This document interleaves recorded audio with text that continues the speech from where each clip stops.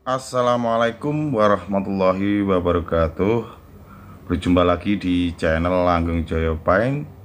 Berikut adalah dokumentasi aktivitas kerja kita sehari-hari, yaitu kita repaint CBR bodinya ya, satu set. Nah, kita pakai spray kecil ini. Memang request dari subscriber dari Malang, yaitu Mas Diki, sekaligus medianya dibawakan. Suruh bikinkan video tutorial ngecat candy pakai spray kecil, sekaligus vernisnya juga pakai spray K3 ya. Nah, ini adalah hasil akhir usia 1 kali 24 jam setelah proses finishing clear ya, sudah kering pakai blinken satu set ya. Hasilnya cukup untuk satu cover body CBR 150. Oke kawan, kita mulai dari unboxing ya. Ada bagian spare part ya, spakbor sama casing tangki kecil bagian depan itu lupa nggak diantar sewaktu beliau main ke bengkel ya, ketinggalan. Nah, spakbor sama tutup tangki ini kalau nggak salah ya. Nah, ini ketinggalan lalu dipaketkan. Nah, ini clearnya juga. Terus untuk stikernya juga dipaketkan ya, stiker logo Honda. Nah, untuk persiapan awal kita siapkan, kita oploskan epoxy siken ya. Untuk proses epoxy jangan lupa sebelumnya diamplas sampai kusam. Nah, untuk bagian cover ini ya, yang bagian lebar itu hanya disuruh sulam ya. Ini nanti di-clear total. Dan untuk pengecatan total hanya untuk tangki sama spakbor sama tutup tangki kecil tadi ya. Ini di epoxy semua pakai siken dengan rasio oplosan 1 epoxy siken 2 thinner. Jadi 1:2 untuk thinnernya ya. Nah, ini adalah proses pengerjaan pakai spray K3 atau R3. Nah, memang penambahan thinner rada banyak karena spraynya kan kecil ya kawan. Ini nanti dari proses epoxy, cat dasar, terus cat candy-nya pakai pilak, sekaligus clearnya kita pakai K3 atau R3. Kita akan kasih tahu ke pemirsa gimana bila mana kita punyanya spray kecil namun ingin ngecat candy tone ya, bukan suatu halangan kawan. Ternyata kami pun sudah melakukannya sejak dulu ya.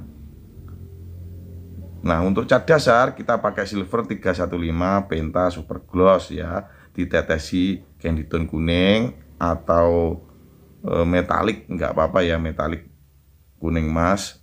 Terus ditetesi merah seadanya, merah candy juga boleh, merah solid juga nggak apa-apa, seperti ini. Ini persiapan untuk cat dasarnya, cara bikinnya seperti tadi. Nah, ini masuk tahapan cat dasar. Nah, perlu kami himbaukan ya, kunci sukses ya, kunci sukses pengecatan candy tone itu pertama pada kerataan ya, cat dasar ya. Perhatikan jaraknya harus stabil 30-35 cm. Ambil kabutnya aja. Nah, seperti itu ya. 30-35 cm stabil. Nah, untuk sulam pun seperti itu. Bagian tepinya digradasi biar sambungan cat candy tone yang orisinil sama yang sulam itu nanti sama ya. Nah, ini masuk tahapan kita pilih cat candy tone, cat pilak ya. Ini untuk Honda. Terus sambil kita lanjutkan untuk mencegah yang namanya belang, selain jarak ya, Terus oplosan yang tepat, jangan terlalu kental ya, 1:2 sama dengan epoksi tadi ya. Jadi 1 untuk cat pilaknya, cat candy-nya, terus 2 untuk thinnernya. Untuk thinner itu bebas pakai thinner Cobra, thinner ND, thinner A spesial atau thinner A biasa, bukan masalah. Dan perlu kami infokan, yang terpenting cat dasar bikinlah hampir mirip. Ini nanti kan pink semu kuning gitu ya. Nah, ini hasil pengecatan 2 lapis ya, cat pilak.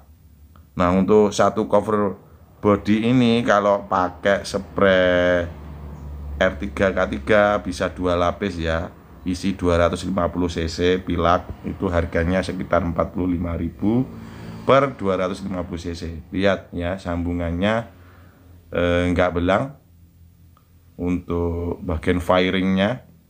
Oke, kini kita lanjut pemasangan stiker logo Honda-nya. Nah, seperti ini konsepnya kawan. Kita buka dulu, kita cek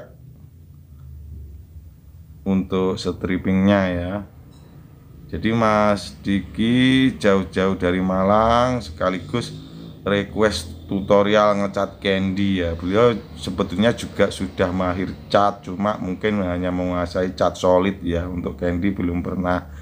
Memang harus stabil yang namanya jarak.